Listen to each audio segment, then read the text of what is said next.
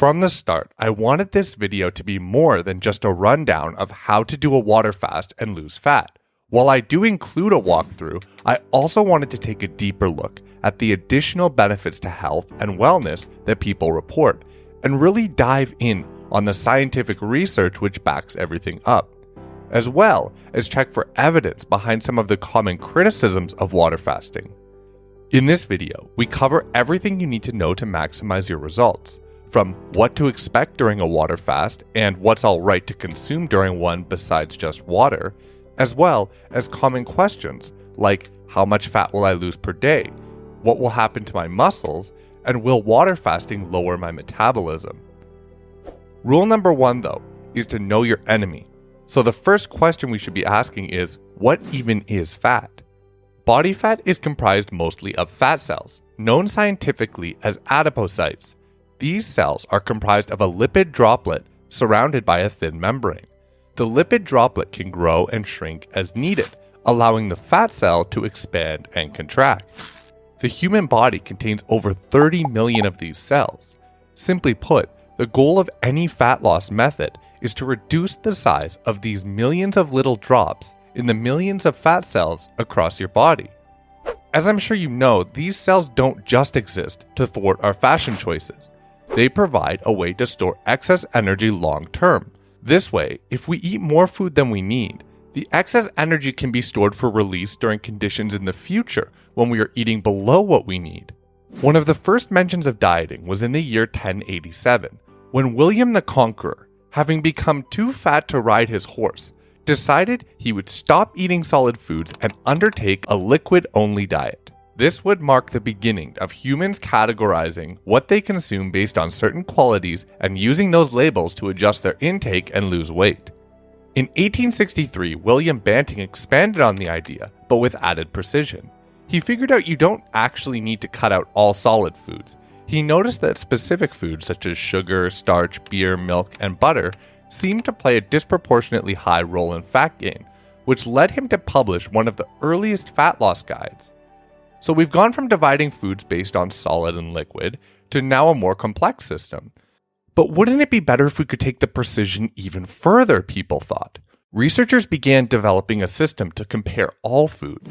In 1918, Lulu Hunt Peters' book, Diet and Health, with Key to the Calories, seemed to have cracked the code. The book encouraged dieters to consider all foods, not in terms of healthy versus unhealthy labels, but rather their individual energy content, and Lulu had figured out how to do it. The energy in food comes in the form of 3 distinct macronutrients: protein, which are chains of amino acids, fats, in the form of triglycerides and free fatty acids, and carbohydrates, which take the form of simple and complex sugars. These 3 macronutrients are very different. The body processes them differently, stores them differently, and even burns them in a specific order. Despite this, Lulu's book seemed to have the answer, figuring out how much heat energy a gram of each would release when burned, so that way everything we eat could be compared on an equal playing field. The calories in, calories out diet became hugely popular in the fitness space. The idea being, if you could calculate how much energy you're burning in a day, then all you need to do is set your daily intake below your burn and voila! This will force your body to tap into the calories locked up in long-term fat storage to fill this energy deficit. As you watch further though, you'll quickly realize by only looking at how much energy is released when macronutrients are burned, and ignoring that they are burned and stored in different orders, can cause you to miss the bigger picture. Like a daily calories in, calories out diet, water fasting also involves creating an energy deficit, but on a larger time scale. So while someone doing calories in, calories out may set their daily intake 500 calories below their estimated burn, leaving them with a deficit of 500 calories each day, someone doing water fasting is looking at the bigger picture. They will spend anywhere between 1 and several days consuming 0 calories. No food, no drinks, just water. Well, with a couple of exceptions, but I'll hit on those later. So off the bat, one advantage of water fasting becomes clear, and that's the speed. For example, assuming a consistent daily burn of 2,500 calories, in just 72 hours, you'll have burnt 7,500 calories. This same level of weight loss would have taken the person on the cutting diet 15 days. This speed advantage has been confirmed by research studies. In one review, researchers remarked on the significant amounts lost over short durations. For example, in one study, men fasted on and off for 2 weeks, and by the end had lost 3% of their body weight. In another study, women lost 4% of their body weight after 3 weeks of on and off fasting. Another advantage to water fasting is, after the fast is complete, the person fasting doesn't need to continue to eat below their daily burn. Remember, they're looking at the big picture. As long as they're in, say, a weekly calorie deficit, there may be days within that week that they eat in a slight surplus, unlike the daily calorie restriction dieters, whose bodies remain in a deficit day after day. So while water fasting has the potential for faster fat loss, including occasional daily surpluses has actually resulted in studies showing more participants stick with these periodic fasting diets. And as a result, they're able to lose more weight because they don't quit. So there's a benefit in speed and a benefit in participants sticking to it longer. But what else? While there are still so many benefits to cover, I know many of you may also be curious for a practical guide on how to approach a water fast. So next, I'll walk you through a typical water fast, but I'll use the research to talk about what's happening metabolically and hormonally throughout it. This way, we get a good idea of the additional benefits. You might be thinking, what preparation? All you need to do is stop eating. While water fasting is for sure simple, there's still a few things to keep in mind. Before starting, I think it's always a good idea to first decide how long you intend to water fast for. Studies consistently show you're more likely to achieve a goal if it's clearly defined. If you go into it without a committed length in mind, it's easier to justify ending it earlier than you might have wanted to. So how long are you going to water fast for? Oh, I was thinking of going for 9 hours, 27 minutes, and 54 seconds. Oh, would you look at that? The choice of duration is actually quite broad. While some people will just water fast for 12 or 16-hour portions of each day, there are some water fasters who go up to 30 days straight, or even a bit longer on the extreme end. I've noticed a lot of people in fasting groups on Facebook who will jump in and seem to pick the most extreme length right off the bat. While I'm not going to tell you what to do with your body, you should realize that starting small and building up is a time-tested approach to achieving a big goal. So personally, I do a 60 or 72-hour water fast each week when I have fat to lose. I'm perfectly content with losing 2 to 3 pounds per week. On the remaining days, I just keep my eating within an 8-hour window, for reasons I'll explain later. People do definitely take it longer than my 72 hours though. And while safety studies show water fasting is generally well tolerated for durations up to 21 days, it is crucial to remember that the people in these studies have first been given a medical exam to check for nutrient deficiencies before being cleared to participate. If one of them was deficient in nutrients or had an underlying medical condition, it could have been a different story. This is why I highly recommend you talk to your doctor and get your blood levels checked. Run your fasting plan by them, and they can help you address any vitamin or electrolyte deficiencies before it becomes a problem. This is especially important if you are diabetic or on medication. Dr. Jason Fung recommends that if you're on medication or diabetic, you consult your doctor if you plan to fast beyond 24 hours. Another recommends anyone going beyond 16 hours should be monitored. Leading up to your water fast, it is a good idea to stay well hydrated. Also, including adequate fiber in your diet beforehand is recommended to help prevent constipation. Let's now walk through a 5-day water fast. This is a bit longer than the ones I do, but will ensure we can cover all the hormonal and metabolic shifts. In 1976, Dr. George Carhill published research which outlines some distinct metabolic phases humans go through following their last meal and through the duration of a fast, which will help explain what's going on. Since a water fast is an extended period without consumption of food or drink, your fast begins the moment you consume your last meal and begin absorbing those final calories. Notice though, I used calories as a way to describe your last meal. After all, calories measure energy, right? The problem is, this way of looking at it implies that energy content in food is all that matters. As we go through the fasting cycles though, you'll quickly see your body actually treats carbs, fats, and proteins very differently. Well, for the purpose of this example, we are going to assume your last meal contained all 3 macronutrients. I think after watching this, you'll understand why usually my last meal before a fast consists mainly of proteins and fats, and why calories don't tell the whole story. So we start with digestion. We're all familiar with the digestive system. Consume a meal, and various digestive enzymes break the food into its basic elements.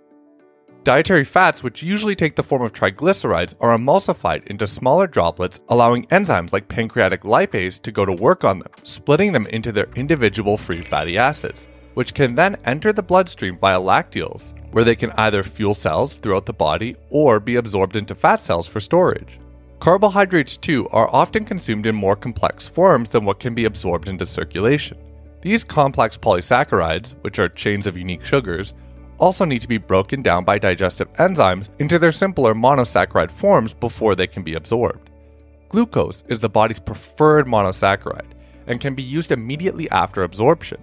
Other monosaccharides like fructose must first travel to the liver to be converted into glucose. Amino acids from proteins ingested are primarily used to create new cells, but can also be used to synthesize glucose through the process of gluconeogenesis to yield 4 calories per gram. Glucose, despite also having just 4 calories per gram, has some big advantages over the other two. Firstly, it is much faster for cells to convert a glucose molecule into energy, and nearly every cell in the body can run on glucose. So glucose is less energy dense but releases energy much faster. Fats, on the other hand, contain 9 calories per gram. This means a gram of fat can be used by a cell to create more energy, making it a more dense and space-efficient molecule. The drawback, though, is tapping into it is a slower and more complex process, and some cells can't run on it, namely a few parts of the brain.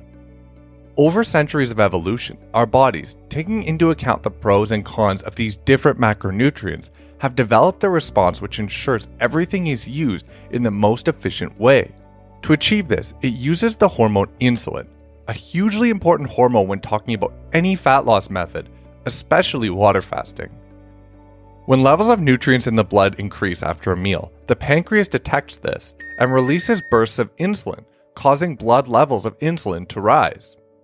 While the high blood glucose levels that come with digestion of carbs are one of the most potent triggers of insulin release, various amino acids found in proteins can also trigger it, with one study noting that while blood glucose and insulin scores were highly correlated, protein-rich foods and bakery products, which are rich in fat and refined carbohydrates, elicited insulin responses that were disproportionately higher than their effect on blood sugar. Hold on. All these insulin-raising foods remind me of the same foods Banting said to avoid to lose fat all the way back in the 1800s. Does this mean high insulin works against fat loss? Basically, yeah. But there's a good reason it does. Insulin's job is to coordinate the body's response to a sudden delivery of macronutrients into the blood. It travels through the body and binds with insulin receptors on all sorts of different cells, making sure every nutrient is either brought into a cell that needs it or stored for later.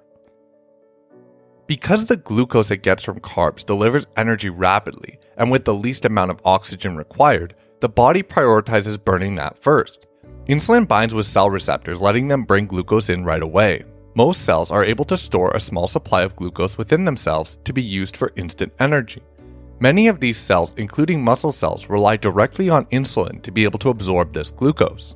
You might be wondering, fats contain 9 calories per gram. Wouldn't it make more sense to burn those first? Well, no, because besides releasing energy more slowly and requiring more oxygen to burn, remember, our bodies survive by being as efficient as possible. Because fats pack more potential energy into a smaller form factor, the more efficient thing for the body to do if there is still glucose around is to use that first and store the fat because it takes up less space. So while insulin is triggering cells to take up glucose, the acetyl-CoA carboxylase enzyme in the liver is producing something called malonyl-CoA, which blocks cells in muscles and many other organs from burning fat at this time. So despite taking in calories from carbs and fat, it's just the carbs being burned right now. Fat is being stored. Once cells have taken in all they can, any remaining glucose in the blood will need to be stored as well.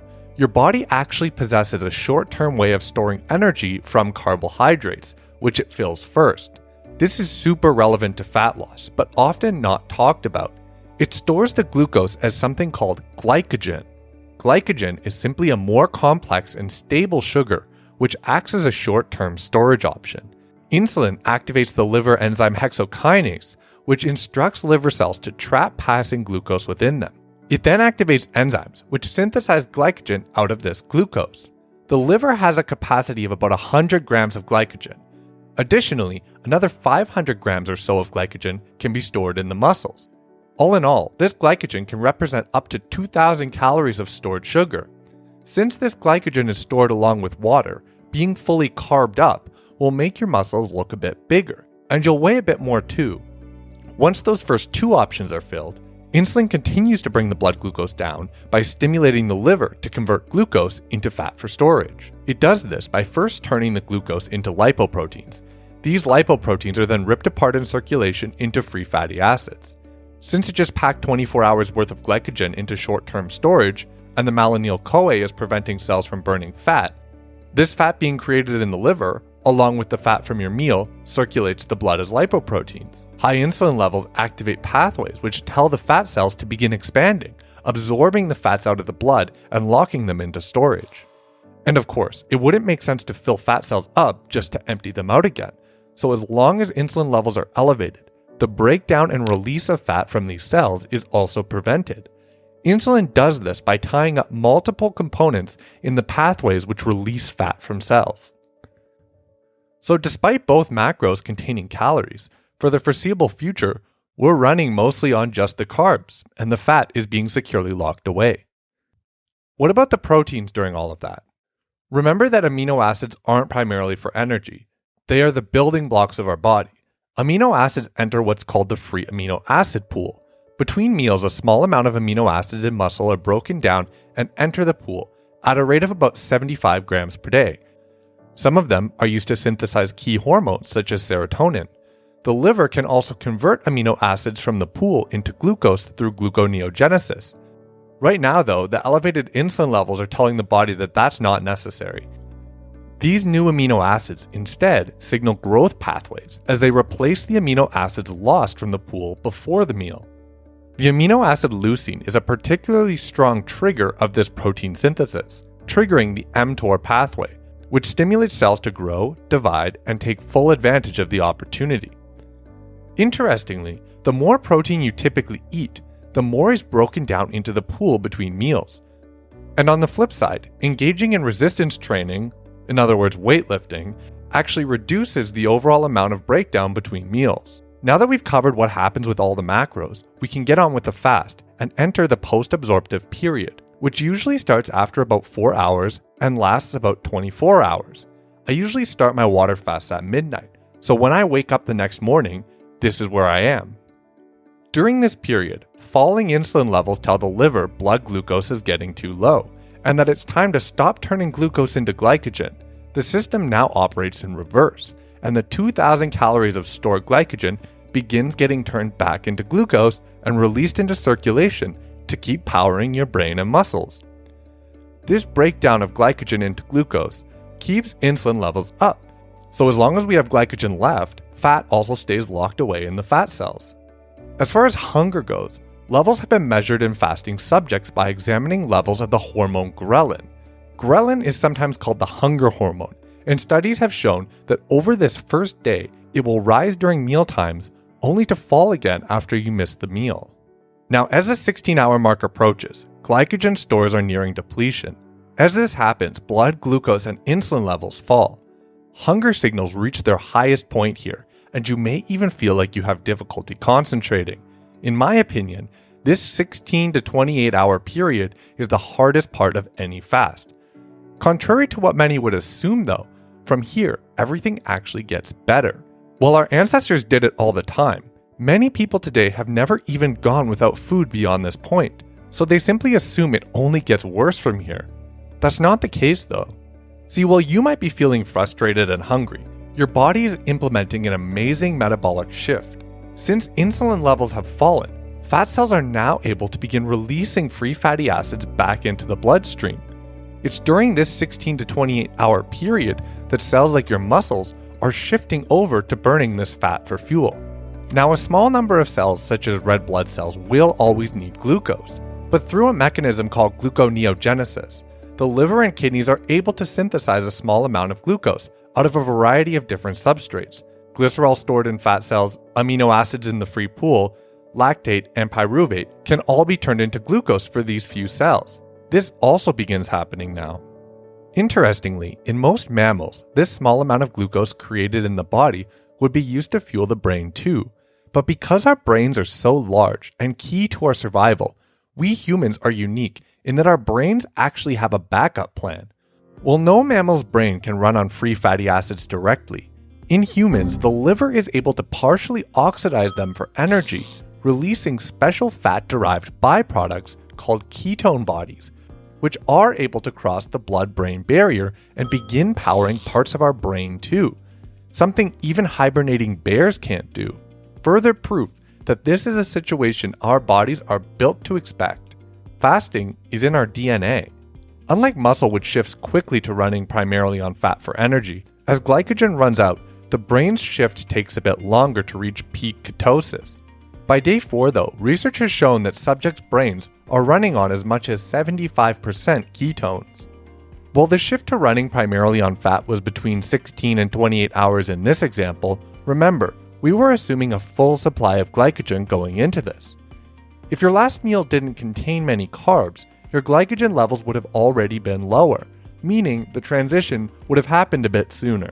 This is also why I said that by just looking at the calories of a meal, you're missing out on some of the bigger picture. Certain foods trigger insulin more intensely, and high insulin levels tell the body to prioritize the calories in the carbs over the calories in the fat. So let's look back at our graph following a large meal. There's an order. Dietary carbs are burned right away or stored as glycogen. Fats, although consumed at the same time, aren't used immediately and kept in reserve. Glycogen is burned, and then the remainder is made up of fat and some protein that gets oxidized out of the pool. When carbs are being prioritized, fats are being stored. So the more carbs in a meal, the longer before fat will be burned. This is why water fasters frequently talk about insulin, because they know that only in the presence of low insulin will the body be able to burn fat for energy. This graph shows blood insulin levels over a 72-hour fast. You'll notice while 70% of the insulin drop takes place within the first 24 hours, insulin and its signals to block fat breakdown continue to fall through the rest of the fast. It now makes sense why eating at a traditional caloric deficit can be so unpleasant. Yes, in theory, insulin should drop enough between meals, allowing fat burn to make up the caloric deficit, but you're going to be going through that unpleasant transition each and every time, and getting blasted with hunger signals, all to burn a few calories worth of fat between each meal. Water fasters who go for several days only have to go through that unpleasant metabolic shift one time, after which fat burning can continue to ramp up while insulin keeps falling. This is also why I keep my eating within an 8-hour window on days I don't fast, to give my body a full 16 hours to get insulin as low as possible and release fat with the least interference.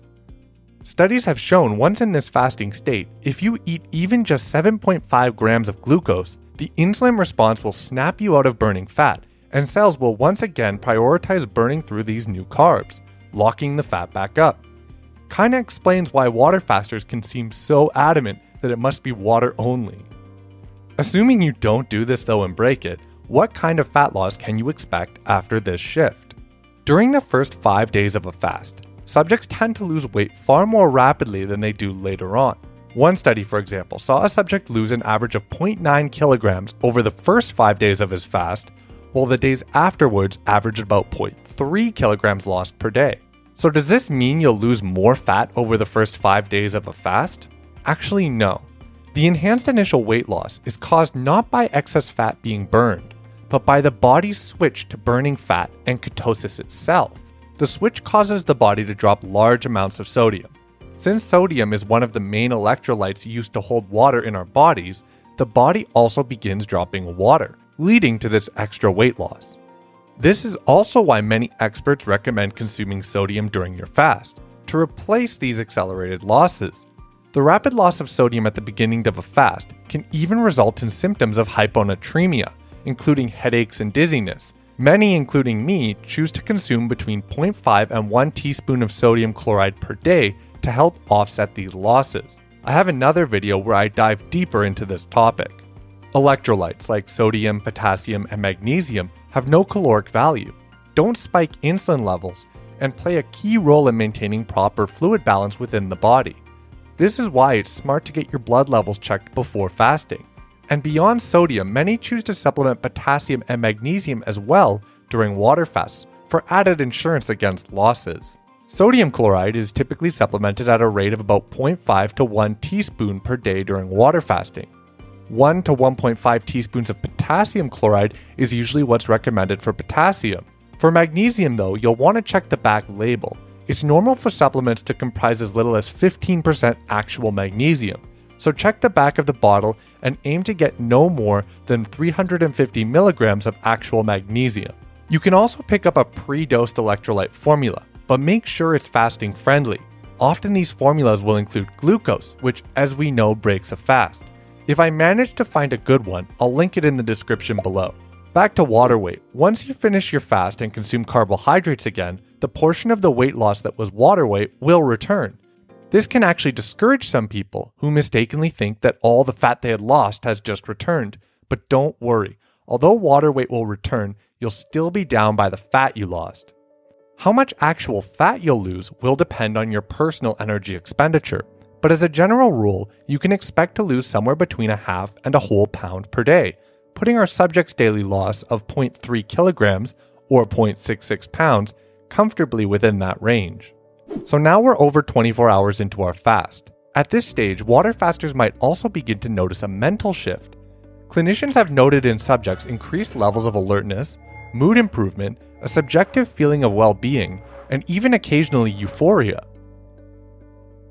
Over these first few days of fasting, the brain is running increasingly on ketone bodies. The effect of them in humans has been described as indistinguishable intellect-wise, but when investigated for other positive benefits, studies have shown decreases in markers of neuroinflammation and increases in levels of brain-derived neurotrophic factor. BDNF plays important roles in learning and memory, with higher levels shown to enhance synaptic plasticity. While the increases in energy and focus reported by water fasters may stem from increased levels of norepinephrine, a catecholamine, which operates as a hormone and stimulatory neurotransmitter in the body.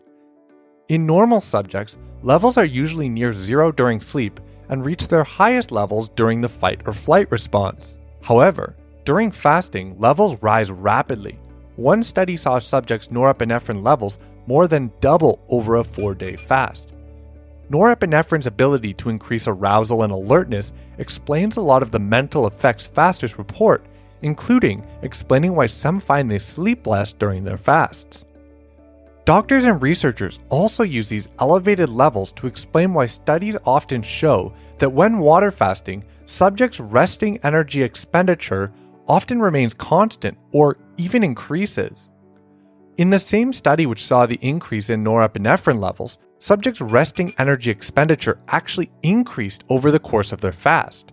The researchers acknowledged, though, that had the subjects continued fasting for longer, their resting energy expenditure would most likely have dropped, which has been shown in longer-term fasting studies. Another reason I keep mine to 72 hours. From a survival standpoint, it makes a lot of sense. Imagine if our caveman ancestors didn't find food for 24 hours. If suddenly their metabolism slowed down and they started feeling lethargic and wanting to sleep, they would never find food. The release of norepinephrine kicks them into hunter mode, trading a small increase in energy expenditure for the benefits of increased vigilance, reaction time, and memory formation and retrieval, all to give you the best possible shot at finding food. This norepinephrine boost is, in my opinion, more potent than any pre-workout formula. The level of intensity I feel in the gym during a fast are amazing. Studies have even shown increases in VO2 max. Evolutionarily, it makes sense that it's going to be when survival is on the line that your body allows you to unlock the highest possible state of performance. And while all this happens, the hunger hormone, ghrelin, continues to drop. If we look at this one study, while it still spikes around mealtime, each subsequent spike is smaller and smaller. But speaking of mealtimes, there are a few other things that some people choose to consume during their fasts. A lot of this comes down to personal preference. Still and sparkling water are always okay to consume during a fast, and most people accept that electrolytes are a good idea also. Despite some people talking about dry fasting, fasting without water, I would never recommend it. There simply isn't enough research. In fact, I've seen a prominent YouTuber who I won't name make a video about dry fasting, but only link to non-peer-reviewed articles. Then there are zero-calorie drinks like black coffee, in other words, coffee with no cream, milk, or sugar added, and unsweetened herbal teas. These are a bit more of a gray zone because they contain, as near as makes no difference, 0 calories. They won't bring you out of your fasted state. So does that make it okay? As far as insulin goes, I've yet to see a study that shows black coffee or unsweetened herbal tea could cause insulin to rise. In fact, one analysis linked coffee consumption to lower levels of fasting insulin. So hot drinks like black coffee, green tea, black tea, herbal tea, those won't take you out of your fasted state. The research is less conclusive on artificial sweeteners though. Not only has research shown that they can actually boost hunger and cravings for sweet food, a study on sucralose demonstrated an 8% increase in insulin levels versus consuming plain water. Personally, I avoid them all the time, and many fasting experts recommend avoiding them during your fasts. Despite that though, the impact on actual fat loss of consuming one during your fast would be minuscule. Some people also choose to consume bone broth during their fasts. Bone broth is essentially a stock prepared by simmering bones, usually beef bones, for several hours to release nutrients into the water. As a result, it will have a small but significant fat and protein content. While a couple of grams of protein or fat might not kick you out of the fasted state, it could certainly have an impact on some of the other health effects of fasting, such as autophagy. I personally save it for when I'm breaking my fast. The last element of the fast, before we break it and finish by hitting on some additional health benefits and criticisms, is what happens with muscle. Back when we were digesting, I mentioned that studies have shown that in a day, a typical person loses and replaces about 75 grams of protein. In the fasted state though, this amount falls dramatically to between just 12 and 20 grams per day. If you resistance train your muscles, you'll upregulate protective pathways in the muscles you train, reducing breakdown further as confirmed by studies. I've also done an entire video which I've linked to which explains some of the other hormonal processes which activate during fasting to protect muscle, including a massive uptick in the release of human growth hormone. This should give you another reason why, as someone who cares about their performance in the gym, I don't typically fast beyond 72 hours, as a way to keep the protein losses easily replaceable. When it comes to breaking a fast, the best advice is to take it slow. In fact, this is where I will usually use bone broth as a gentle way to re-engage digestion. Okay, so now that we've covered nearly all the basics, you have most likely heard that fasting brings with it some deeper health effects, with some researchers investigating whether it can fight many degenerative diseases and increase lifespan. While fasting activates several pathways which could in theory have an effect on this, the one you'll hear the most about is called autophagy. I plan to make a full video on it and the other longevity pathways in the future, but enough people talk about it that it's worth a brief explanation here. Have you ever considered that some of the longest lived animals often grow slowly and go long periods without eating? Increasingly, research is showing that cells within our bodies are similar. Constant nutrient availability turns on growth pathways like mTOR, pushing cells to rapidly grow and divide. When you fast though, mTOR is suppressed, slowing down the cellular division, so if cells aren't dividing, what are they doing instead? Well, within any given cell are specific structures which perform key tasks. I bet you've even heard of some of them, like the mitochondria, which generates ATP energy, or the lysosome, which breaks down nutrients a bit like a stomach. As cells age, these organelles become less efficient. Sometimes proteins misfold during replication, resulting in the accumulation of cellular clutter. The constant generation of energy can produce toxic byproducts, such as free radicals, which further damage the cell and even its telomeres. These types of cellular breakdown have been implicated by researchers in the pathology of a whole host of degenerative diseases. As it turns out though, cells actually possess a way to gather up the damaged components within themselves, break them down, and recycle them. A recently discovered organelle, called the autophagosome, forms to surround these damaged elements of the cell, It then traps them and brings them to the lysosome, that stomach organelle, for recycling. The raw amino acids can then be used to synthesize new healthy organelles or even entire cells. I suppose you could even say reversing some of the effects of age on a cellular scale. Now it makes sense why autophagy comes from the Latin root, self-eating. But what does this have to do with fasting? Well, as it turns out, during the post-meal state, autophagy is significantly reduced. This makes sense considering the amino acid leucine is a powerful trigger of the mTOR growth pathways, as we mentioned. As long as these growth pathways are active, our cells prioritize processing these dietary nutrients and multiplying over self-cleaning and autophagy. However, when you fast, leucine levels drop, mTOR powers down, and another pathway known as AMPK begins powering on. AMPK is sometimes known as the longevity pathway, and its activation reduces growth in favor of making sure the cells you already have run as efficiently as possible. Instead of a focus on division, the focus turns to producing autophagosomes, which recycle damaged and waste proteins. Studies in mice have looked at the quantity of autophagosomes over a fast. After 24 hours, autophagosome count per liver cell more than doubled, with a similar effect in mouse brain cells as well. After 48 hours, the number further increased to over 300% above baseline. Considering that our ancestors were constantly facing periods of fasting, it makes you wonder whether our bodies evolved to rely on these periodic fasts as their signal to recycle and repair. I can just imagine my cells before I started fasting, patiently waiting for the signal to kick up autophagy as more and more cellular waste built up. Beyond autophagy, there's even more exciting health research. Scientists at MIT, for example, noted a fasting-induced increase in stem cell production in the intestines, which significantly improved their ability to regenerate.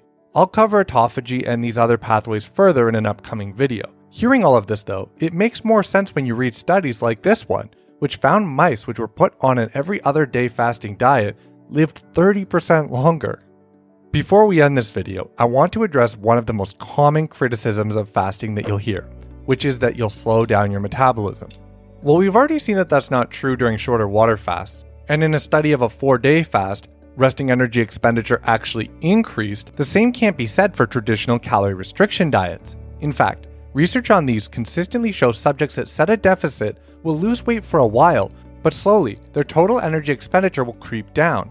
This explains why, while daily calorie restriction will work for a while, it often becomes less effective as time goes on. To quote a research study, the vast majority of humans have significant difficulty sustaining daily calorie restriction for long periods of time.